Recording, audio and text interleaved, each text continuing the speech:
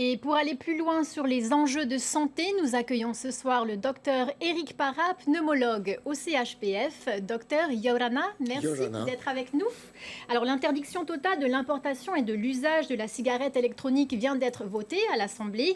Selon vous, était-ce nécessaire d'aller jusqu'à interdire complètement le vapotage? C'est une décision des représentants du peuple, hein, votée à une très large majorité, donc il va falloir voir ce que ça donne, quoi, hein. Mais on voit déjà les réactions qui se présentent et on sait que dans le domaine de la santé, toutes les polémiques nous font du mal. Devant le succès de ces gadgets chez les jeunes, ne fallait-il pas juste les interdire à partir d'un certain âge? Ah, chez les jeunes, c'était obligatoire. Voilà. On se demande même comment ce type de produit a pu être vendu à des jeunes. C'est vraiment les plonger au cœur de l'addiction avec des doses de nicotine qui sont phénoménales. Donc oui, là, vraiment, moi je me base beaucoup sur le travail remarquable qui a été fait en Nouvelle-Zélande, hein. On a beaucoup travaillé ça avec le ministère de la Santé. Ils ont fait beaucoup de prévention dans un premier temps, et puis après ils sont passés à l'action en interdisant chez les mineurs. Voilà, parce que ça, c'était vraiment une mesure indispensable. Alors, on va parler santé. Que sait-on des effets à long et moyen terme de la vape? Bien, mon collègue vient de le dire, on n'a pas de recul. C'est des produits qui sont récents. Ce qu'on peut dire, c'est que chez des sujets dont l'organisme est en formation, hein, chez des jeunes hein, qui grandissent, tout est toxique sur le poumon. Voilà, vraiment tout. Alors, il n'y a pas que le tabac, bien entendu, c'est la première évidence. La vapo, très certainement, mais on n'a pas de recul pour l'affirmer. Mais on sait que la pollution, toute forme de pollution est toxique sur le poumon et peut déclencher énormément de maladies. Surtout dans un pays où on a plus de 20% d'asthmatiques, 40% de fumeurs. Voilà, faut être très prudent chez les jeunes. On parle pas non plus de pollution atmosphérique, voilà, des particules fines, de diesel, etc. Les feux de brousse intempestifs qu'on met un peu partout, tout ça, nos asthmatiques viennent se plaindre à nous en permanence. Les vapoteuses ont permis à certains fumeurs de ralentir, voire d'arrêter de fumer. De votre point de vue, sont-elles effectivement une aide efficace pour arrêter de fumer?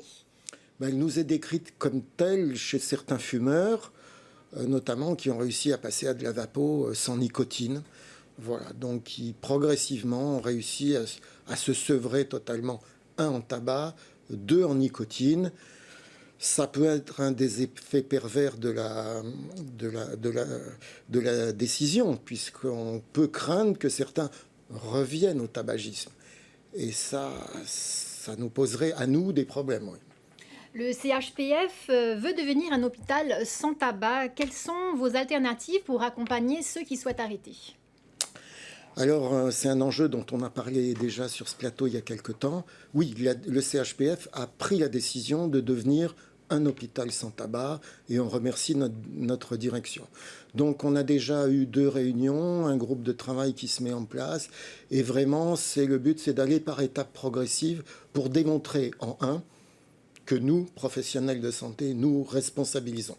Donc, le premier but, c'est que nos professionnels de santé fumeurs se responsabilisent et progressivement les amener à se sevrer du tabagisme. C'est un long travail, ça va demander du temps, c'est un travail collectif, c'est de la responsabilité collective.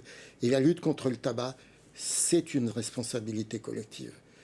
Quels sont les défis majeurs pour justement les aider à arrêter de fumer? Ben, les principaux défis, c'est que le message de santé, tel que je le porte ce soir, il passe pas, en particulier chez les jeunes. Donc il faut vraiment trouver des méthodes nouvelles qui amènent la population à se responsabiliser collectivement pour diminuer dans un premier temps les chiffres du tabagisme et envisager une société sans tabac. Aujourd'hui, on est le 1er septembre, donc le début du mois sans tabac, allons-y. Alors la nouvelle loi va au-delà de la vape, elle prévoit également le paquet neutre horizon 2029 et l'interdiction de fumer sur les terrasses, les bars, les restaurants, les parcs, les plages. Comment jugez-vous l'efficacité de ces mesures? Alors, accompagné d'un véritable programme de prévention, Oui, ce sont des mesures indispensables, bien entendu. Pour responsabiliser, il faut faire comprendre que, et notamment qu'il y a des non-fumeurs, et donc dans les espaces publics, les non-fumeurs ont aussi des droits au moins égaux à ceux des fumeurs. Donc personnellement, j'aime pas même passer dans la rue et recevoir à l'intérieur de mes poumons des vapeurs de vapeau dont je ne sais pas ce qu'elles contiennent. Voilà, ça met en jeu la santé de tous, même des non-fumeurs. Donc le tabagisme passif, on connaît très très bien ses conséquences, notamment en matière de cancer du poumon et notamment chez la femme.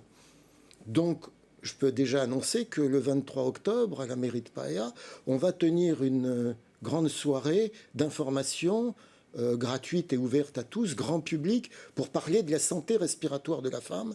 La femme est plus exposée que l'homme à ces méfaits du tabac, de la vapeau. Ça, on le sait depuis fort longtemps. Merci, docteur Parra, pour toutes ces précisions.